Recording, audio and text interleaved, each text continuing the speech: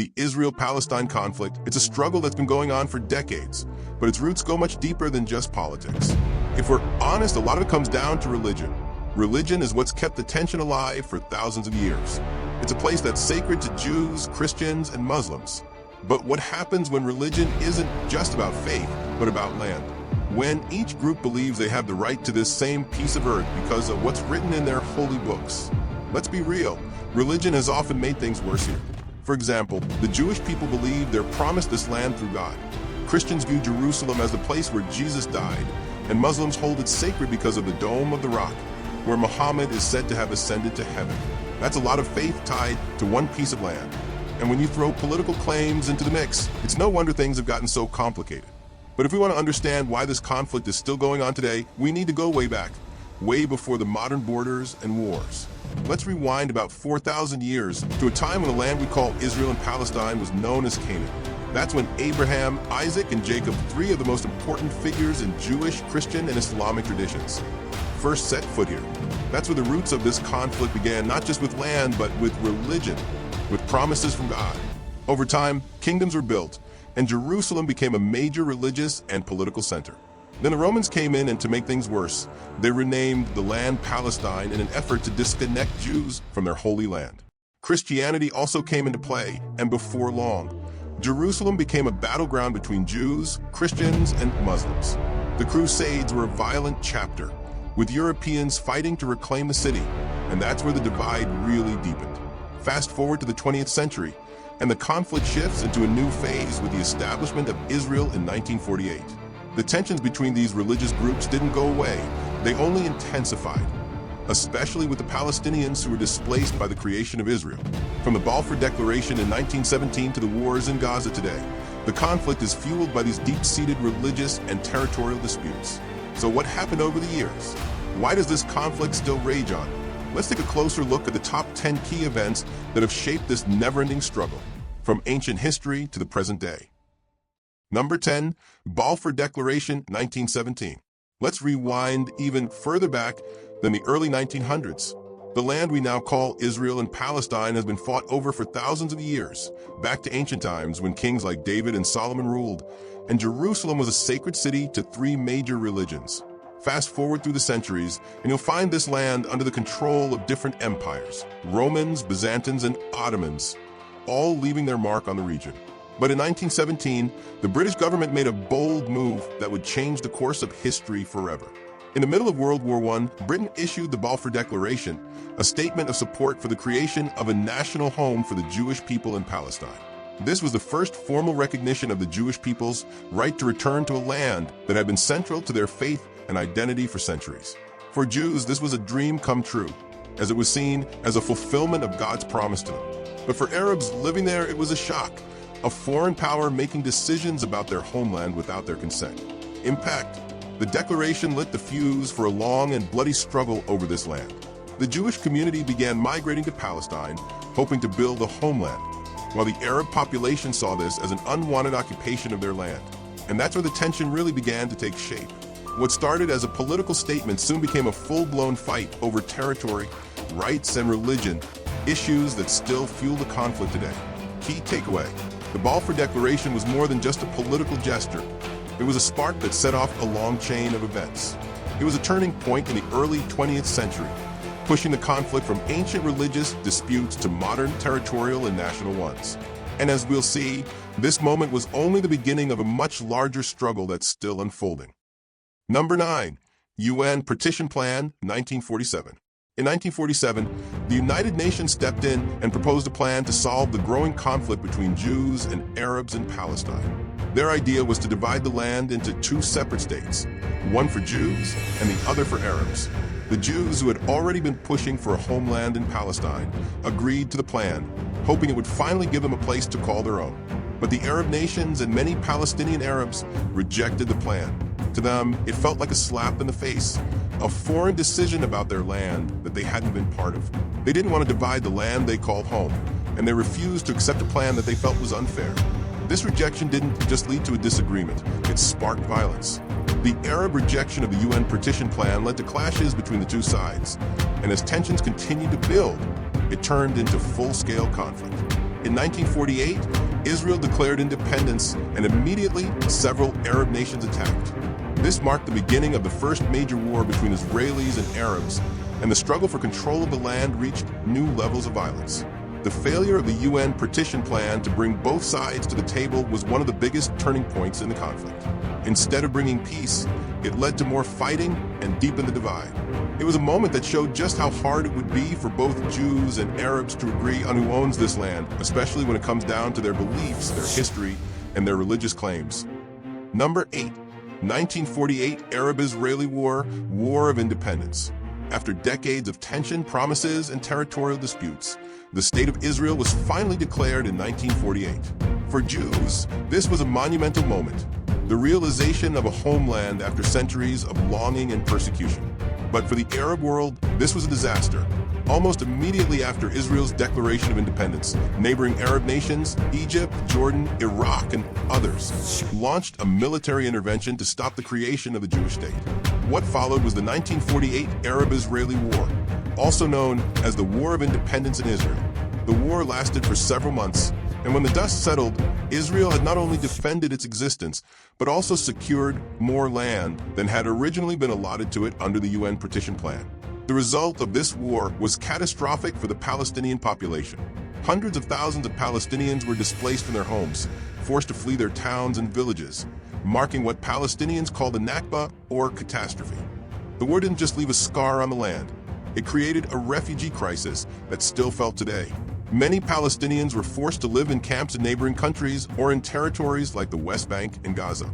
The deep resentment and sense of loss that came out of this displacement fueled the ongoing conflict and is still at the heart of many grievances from the Palestinian side. The 1948 war was a turning point for both Israelis and Palestinians. For Israel, it solidified their statehood and secured their place on the world stage. But for Palestinians, it was the beginning of a long exile. And the refugee crisis they faced in 1948 continues to fuel anger, mistrust, and calls for a solution. The war didn't just change the map. It deepened the divides that still shape the Israel-Palestine conflict today. Number 7. Six-Day War, 1967. Fast forward to 1967, and tensions are high. Israel, surrounded by hostile neighbors and facing threats from Egypt, Jordan, and Syria, decided to take matters into their own hands. Israel launched a preemptive strike against these countries, fearing an imminent attack. In just 6 days, Israel achieved a stunning military victory. They not only defeated the combined Arab forces, but also took control of key territories, namely the West Bank, Gaza Strip, and East Jerusalem. This wasn't just a military win for Israel. It was a massive expansion of their territory, something that had huge implications for the future of the region. The Six-Day War dramatically shifted the balance of power in the region. Israel's new territorial gains, including the highly contested city of East Jerusalem, became a focal point of the ongoing struggle. For Palestinians, the occupation of the West Bank and Gaza Strip was a continuation of the loss of their land and autonomy. The Israeli government argued that the occupation was a matter of security, keeping these strategic areas to protect Israel from future attacks. But for Arabs, this felt like a clear violation of their rights and further evidence of Israel's expanding control over what they considered their rightful land. The occupation of these areas continues to be one of the most contentious points in the conflict to this day. The Six-Day War didn't just change the map. It expanded Israel's territorial claims and set the stage for decades of strife. The occupation of the West Bank, Gaza, and East Jerusalem has remained a central issue in the Israel-Palestine conflict, fueling tensions and complicating any attempts at peace. It was a clear turning point, intensifying the regional conflict and leaving a legacy that has shaped every negotiation and every battle since. I know you're here because you want to understand more about the history that's shaped the world we live in today. And I get it. You've just seen how the Six-Day War is still echoing through the Israel-Palestine conflict. But this is just the beginning. We're about to go into even deeper moments, like how peace talks have faltered or why Gaza is still such a hotbed of tension. We'll also talk about the role of foreign powers and what could be a true path to peace. These topics are not just important, they're necessary for anyone trying to understand this conflict. So here's where you come in. By subscribing, you're helping us keep these discussions going. Your action means we can keep bringing this content, reaching more people, and sparking real conversations. Not just for you, but for everyone who might be missing the context they need to see the bigger picture. And think about it, by staying tuned, you're not just learning for yourself. You're contributing to a wider understanding, helping others see what's really going on. So hit that subscribe button now, because the more we all know, the better decisions we can make in this complex world. You in? Number 6. Yam Kipper War, 1973. Now, let's jump to 1973. Imagine this. It's Yam Kippur, the holiest day in the Jewish calendar. Israel's military is caught off guard, deep in religious observance, when Egypt and Syria launch a surprise attack. Their goal? To reclaim the territories they lost to Israel in the 1967 Six-Day War, particularly the Sinai Peninsula and the Golan Heights.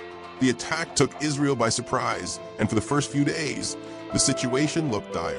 But as the days passed, Israel managed to regroup, counterattack, and push back the invading forces.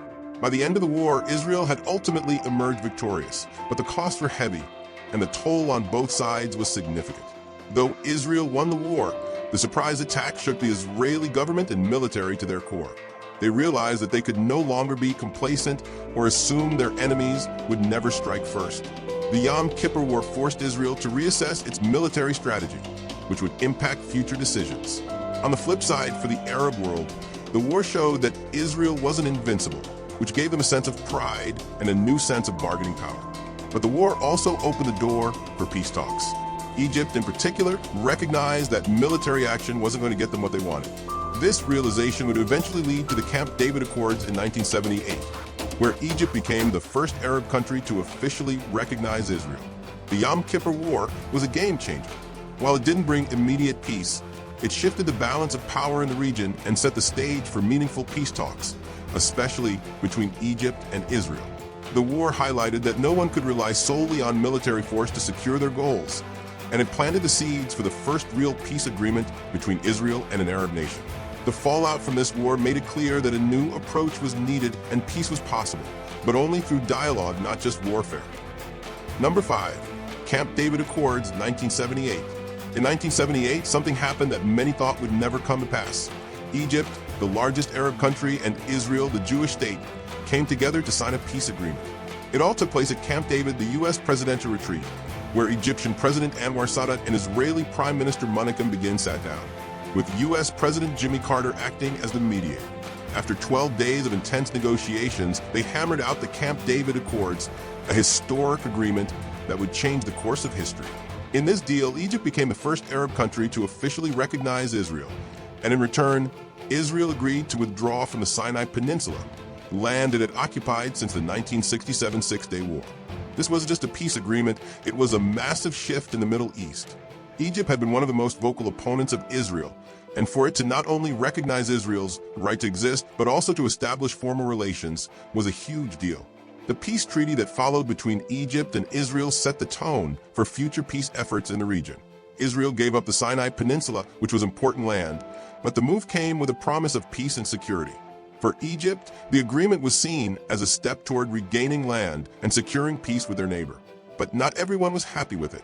The agreement was met with strong resistance from other Arab nations, who felt Egypt had betrayed the cause by recognizing Israel, and Sadat even faced backlash at home.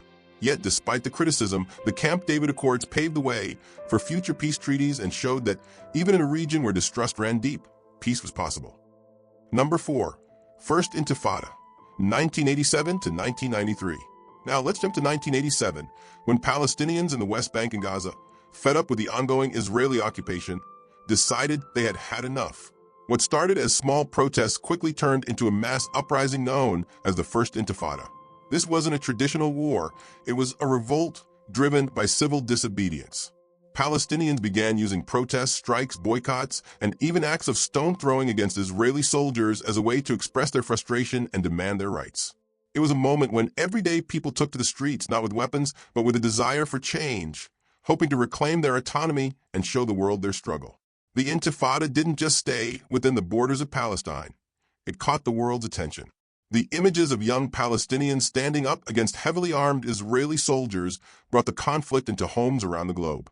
People began to pay attention to the Palestinian side of the story, hearing their grievances and understanding the depth of their frustration. The uprising put pressure on Israel and led to a shift in the global dialogue about the conflict.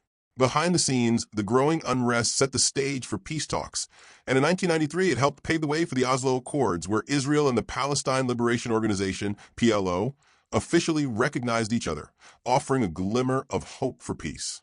The First Intifada was a turning point in the Israel-Palestine conflict. It was the first major Palestinian movement focused on nonviolent resistance, showing the world that the Palestinians weren't just victims of violence. They were active agents in their fight for freedom. It brought global attention to their cause and set the stage for the Oslo Accords, a key moment in the search for peace. The Intifada proved that change could come through perseverance, even without the use of force, and it made it clear that the Palestinian struggle for autonomy was far from over. Number 3. Oslo Accords, 1993. Fast forward to 1993. After years of violence, frustration, and the growing realization that military solutions weren't working, Israel and the Palestinian Liberation Organization, PLO, finally took a major step towards peace. They came together in Oslo, Norway, to sign an agreement that aimed at creating a path for a two-state solution, one for Israel and one for the Palestinians. The Oslo Accords were supposed to mark the beginning of a new chapter. Palestinians would get self-rule in parts of the West Bank and Gaza, and Israel would recognize the PLO as the legitimate representative of the Palestinian people. It was a historic moment filled with hope, as both sides seemed to be willing to make real compromises for peace. On the surface, the Oslo Accords were groundbreaking. It was the first time that Israel and the PLO formally recognized each other, and the world saw this as a significant step toward ending the conflict. But the reality was far more complicated. While the Accords provided a framework for peace, violence continued, and the deep divisions between Israelis and Palestinians became even more apparent. Extremists on both sides saw the deal as a betrayal, and acts of violence, terrorist attacks, military responses continued to undermine the Accords. The optimism that followed the signing quickly faded as old wounds reopened, and the dream of lasting peace seemed ever more distant. The Oslo Accords were a moment of hope, a rare glimmer that peace could be possible. But they also highlighted the deep rifts that existed between the two sides. While they gave Palestinians limited self-rule, the Accords didn't address many of the most difficult issues, like the status of Jerusalem, refugees, or borders. It showed that even with the best intentions, peace in the region was never going to be easy, especially when both sides had so much to lose and so much distrust. The Accords remain a symbol of what could have been, but also of how fragile peace can be in a region with so many conflicting histories and claims. Number 2, Second Intifada, 2000 to 2005. After the optimism of the Oslo Accords began to fade, the situation took a dramatic turn. In 2000, peace talks between Israel and Palestine broke down, and just like that, the hope for a peaceful resolution seemed to evaporate. This failure to reach an agreement triggered the Second Intifada, a massive Palestinian uprising against Israeli occupation. Unlike the First Intifada, which focused on civil disobedience, this one quickly escalated into a wave of violence. Terrorist attacks, suicide bombings, and military operations became the norm. It was a brutal and bloody period where both sides saw heavy casualties. The violence spread beyond the West Bank and Gaza and impacted civilians on both sides, deepening the cycle of mistrust and fear. The Second Intifada wasn't just about the physical violence. It also marked a shift in how both sides viewed the future. For Palestinians, the violence was a desperate attempt to push back against Israeli occupation, but it came at a high cost. For Israel, the attacks prompted a massive security crackdown, and they began to build the West Bank barrier, a concrete wall that separated much of the West Bank from Israel, aiming to prevent attacks. This barrier, while effective in reducing violence, also deepened the divisions physically and politically. The Intifada proved to both sides that the peace process was fragile, and the possibility of a negotiated solution seemed increasingly remote. The Second Intifada was a devastating setback in the pursuit of peace. It didn't just undo the progress made by the Oslo Accords, it entrenched security concerns on both sides, leading to harsher measures, more violence, and further separation. The Intifada showed that without trust and meaningful dialogue, peace efforts would remain elusive. Number 1, Gaza Conflicts, 2008-present. Since 2008, Gaza has become ground zero for one of the most intense and enduring flashpoints in the Israel-Palestine conflict. Multiple wars and skirmishes between Israel and Hamas, the Palestinian militant group controlling Gaza, have turned this tiny strip of land into a battleground. The first major conflict in 2008 to 2009 escalated quickly, with rocket fire from Gaza and Israeli airstrikes in retaliation. The violence flared up again in 2014 during the Gaza War, and since then, there have been countless smaller skirmishes, airstrikes, and rocket attacks. Each of these wars has been devastating for the people living in Gaza, leaving thousands dead, tens of thousands wounded, and entire neighborhoods in ruins. But it's not just the violence that makes Gaza so explosive. It's the unresolved political issues, the power struggles, and the humanitarian crises that continue to unfold. The Gaza conflict has left a trail of destruction and suffering. Civilians on both sides bear the brunt of the violence, but Gaza, with its dense population and limited resources, has experienced some of the most devastating consequences. Each conflict has pushed Gaza deeper into a humanitarian crisis, with shortages of food, water, and medical supplies. On the political side, the situation remains incredibly complex. Hamas controls Gaza, while the Palestinian Authority governs the West Bank. The divide between these two factions, along with the ongoing Israeli blockade of Gaza, makes any resolution seem almost impossible. Meanwhile, Israel faces constant security threats from Hamas and other militant groups, while trying to navigate its relationships with both Palestinian factions and the international community. The result? A vicious cycle of violence, retaliation, and failed negotiations. The Gaza conflicts represent the culmination of decades of unresolved issues, territorial disputes, political divisions, and the failure of peace talks. What started as a regional conflict has grown into one of the most entrenched and intense flashpoints in the Middle East. Gaza is where everything, religion, politics, security, and human rights collides, and it's a reminder that until the core issues are addressed, peace remains out of reach. We've walked through a century's worth of history, from the Balfur Declaration in 1917 to the ongoing, heartbreaking struggles in Gaza today.